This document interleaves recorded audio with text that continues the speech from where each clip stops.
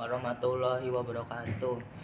Hari ini saya akan mewawancarai salah satu guru PPL yang bernama Bu Alicia dengan topiknya yaitu tentang permasalahan sosial yang sering terjadi di sekolah. Baik Bu, hari ini saya akan memberikan beberapa pertanyaan kepada Ibu. 1. Bagaimana cara Ibu menghadapi siswa yang selalu terlambat masuk ke sekolah? Kalau menurut saya, dari siswa tersebut harus dicari tahu penyebabnya. Misal kenapa itu telatnya, berarti berulang kali atau sekali doang? Kalau misal sekali gitu.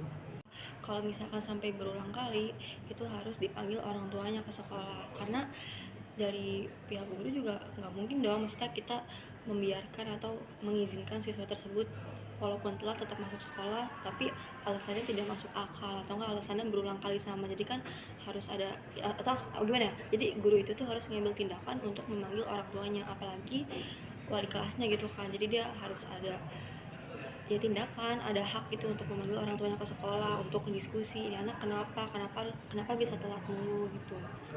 Baik Bu, untuk pertanyaan kedua, apa konsekuensi jika ada siswa yang melanggar aturan sekolah? Kalau untuk melanggar tata tertib sekolah, kalau misalkan dia memakai atribut itu kan termasuk pelanggaran.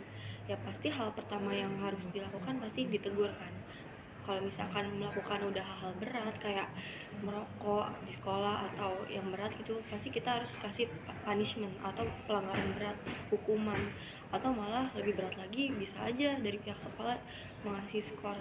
Karena pengalaman dari saya SMA itu banyak banget di sekolah saya anak-anak yang melanggar tata tertib sekolah. Itu hal-halnya udah menurut siswa ya, menurut guru itu siswa tidak boleh gitu melakukan hal tersebut karena sudah termasuk pelanggaran berat. Jadi pasti anak tersebut harus diskors selama beberapa hari.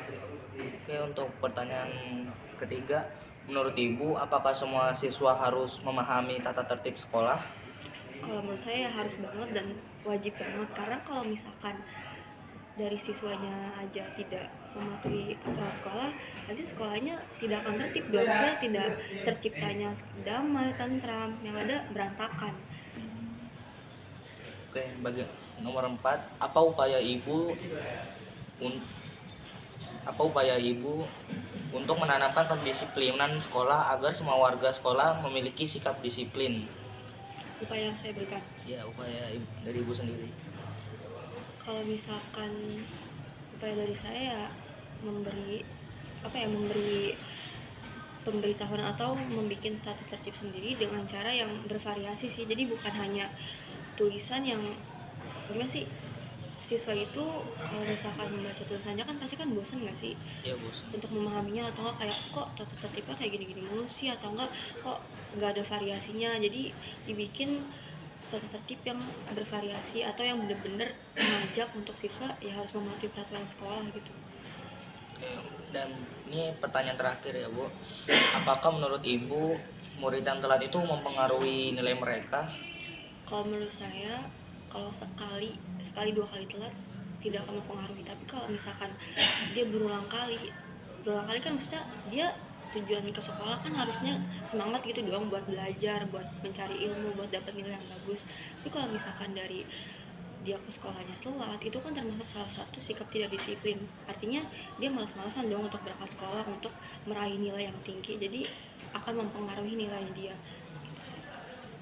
Baik, terima kasih Bu sudah menjawab beberapa pertanyaan yang saya berikan. Wabillahi taufiq hidayah. Wassalamualaikum warahmatullahi wabarakatuh.